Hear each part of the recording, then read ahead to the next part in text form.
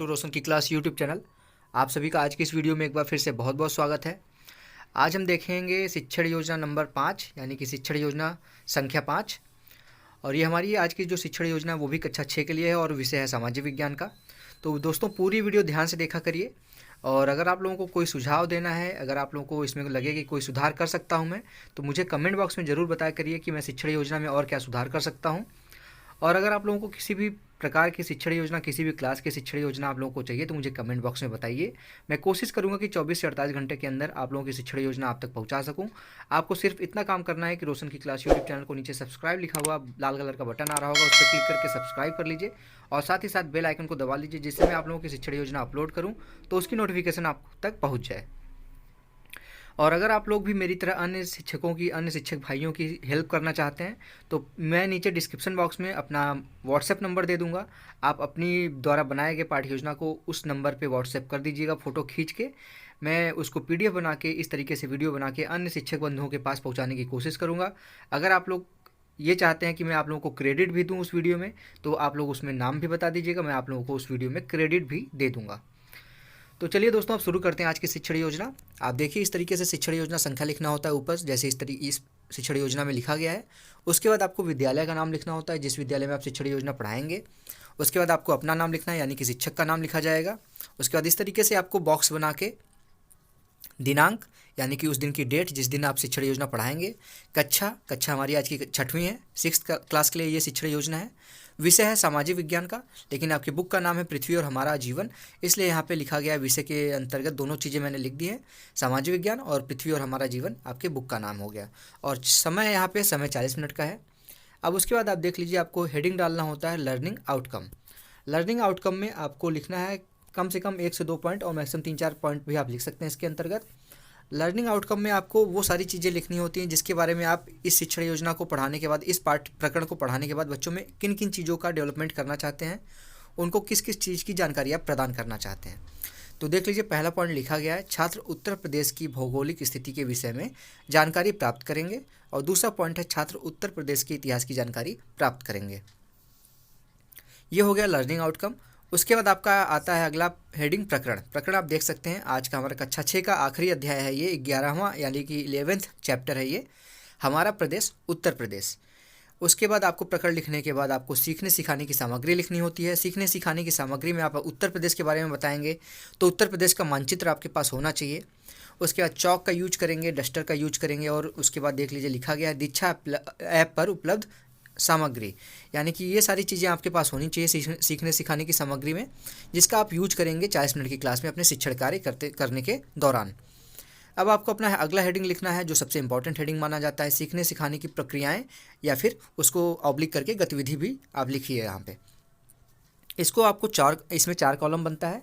पहला क्रम संख्या, देख लीजिए इस तरीके से बनाया गया, क्रम संख्या, चरण, समय और आकलन का तरीका। अब क्रम संख्या में पहला नंबर लिखिए आप, नंबर 1। चरण में है शिक्षण के प्रारंभ में, टोटल 3 चरण होते हैं शिक्षण के प्रारंभ, पहला है इसमें शिक्षण के प्रारंभ में। अब पहले चरण में देख लीजिए लिखा गया है शिक्षण के प्रारंभ के अंतर्गत शिक्षक छात्रों से कुछ प्रश्न पूछेगा जो बच्चों के पूर्व ज्ञान का आकलन करने और प्रकरण के साथ बच्चों को जोड़ने में सहायता करेगा। यानी कि यहाँ पे शिक्षण के प्रारंभ में शिक्षक छात्रों से कुछ प्रश्न पूछेगा, और वो प्रश्न बहुत हाई लेवल का नहीं होगा, उनके पूर्व ज्ञान जैसे कक्षा 6 के बच्चे हैं तो ऐसा नहीं कि उनसे कक्षा 10 के क्वेश्चन आप पूछेंगे, कक्षा 6 लेवल का ही उनके पूर्व ज्ञान के अनुसार ही आप प्रश्न पूछेंगे और कोशिश करेंगे कि आपके जो प्रश्न हो वो उस प्रकरण को जोड़ते हुए होना चाहिए। समय अवधि इसका 10 मिनट है। आकलन का तरीका है सहभागिता व प्रश्नोत्तर, यानी कि सहभागिता का मतलब होता है बच्चे इसमें आपके साथ हिस्सा लेंगे इस शिक्षण के प्रारंभ वाला जो चरण है उसमें, और आपके प्रश्नों का उत्तर देंगे, तो ये प्रश्नोत्तर भी यहाँ पे लिख सकते हैं आप।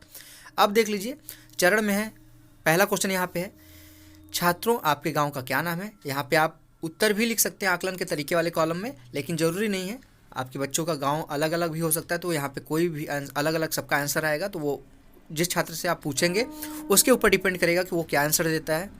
अब दूसरा प्रश्न फिर यहाँ पे है छात्रों क्या आप बता सकते हैं कि आपका गाँव किस जिले में है। जिले का मतलब है शहर, आप शहर भी बोल सकते हैं इसको, तो बच्चे आराम से बता देंगे, शहर का नाम तो आसानी से बता ही देते हैं, वो कोई भी बच्चा बता देगा। अब आता है तीसरा यहाँ पे प्रश्न, अब बच्चों से पूछेंगे बच्चों क्या आप बता सकते हैं कि आपका जिला किस राज्य में है। ठीक, तो यहाँ पे आपका प्रकरण निकल जाएगा, आपका बच्चे प्रकरण बोल देंगे उत्तर प्रदेश में। तो आप यहाँ पे देख लीजिए, शिक्षक छात्रों से प्राप्त उत्तर को श्यामपट्ट पर लिखेगा तथा प्रकरण पर चर्चा करेगा। ठीक, अब आपका प्रकरण बच्चों को पता चल गया कि वो क्या पढ़ने वाले हैं। तो अब यहाँ पे देख लीजिए, दूसरा यहाँ पे चरण है क्रम संख्या में 2 नंबर लिखा गया है, 2 लिखा गया है। उसके बाद शिक्षण के दौरान है अगले चरण का नाम। शिक्षण के दौरान में देख लीजिए लिखा गया है, शिक्षण के दौरान शिक्षक बच्चों को प्रदेश का मानचित्र दिखाएंगे तथा उत्तर प्रदेश से संबंधित विभिन्न महत्वपूर्ण तथ्यों से अवगत कराएंगे। शिक्षक बच्चों को उत्तर प्रदेश की नदियों, पहाड़ों आदि की जानकारी देगा, साथ ही साथ उत्तर प्रदेश के इतिहास को भी छात्रों को बताएगा। अब यहाँ पे देख लीजिए, समय में 25 मिनट है और यहाँ पे आकलन के तरीके में आपको लिखना है सहभागिता व अवलोकन।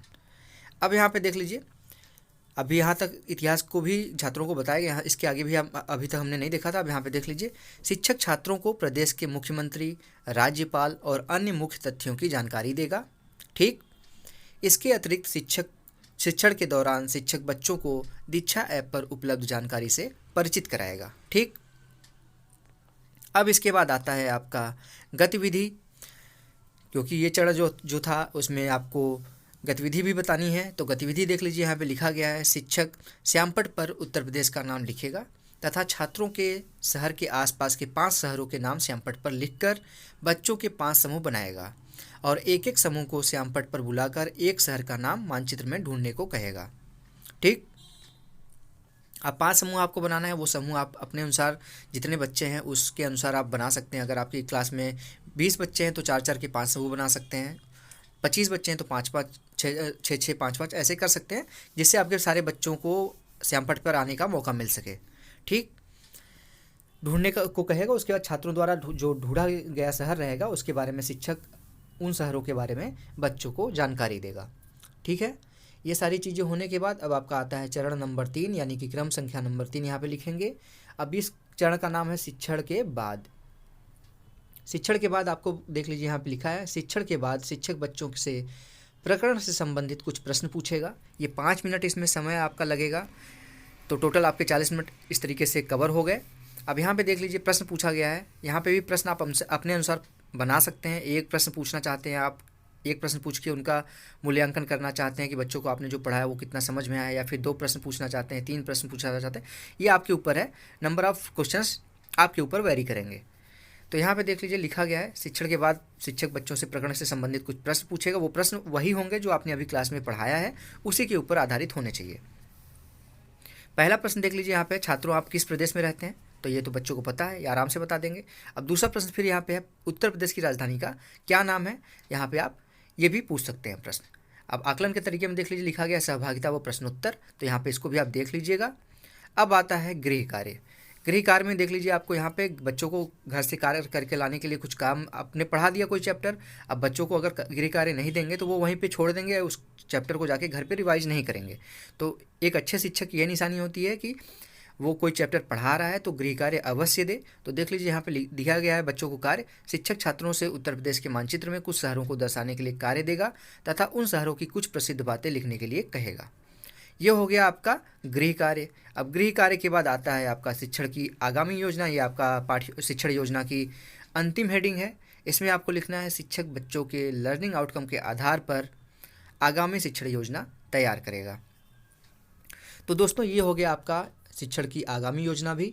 और आपको जैसा कि पता है, शिक्षण योजना का लास्ट हेडिंग होता है शिक्षण की आगामी योजना, यानी कि इसका मतलब ये होता है कि अब ये शिक्षण योजना पढ़ाने के बाद आप अगली क्लास में जो चीज़ करेंगे उसकी योजना इसी शिक्षण योजना के अंत में आप बना लेंगे।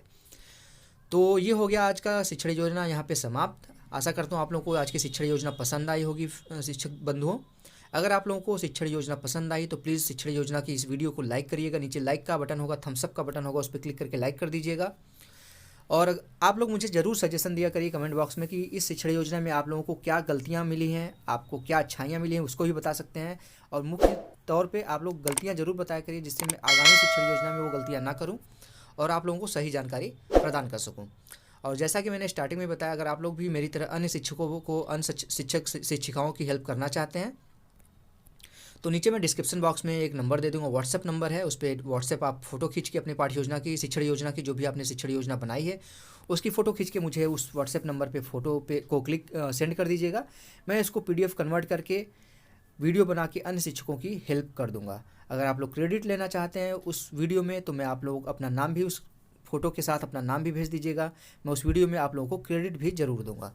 तो दोस्तों मिलते हैं नेक्स्ट वीडियो में, तब तक के लिए आप लोगों का बहुत बहुत धन्यवाद। जय हिंद, वंदे मातरम।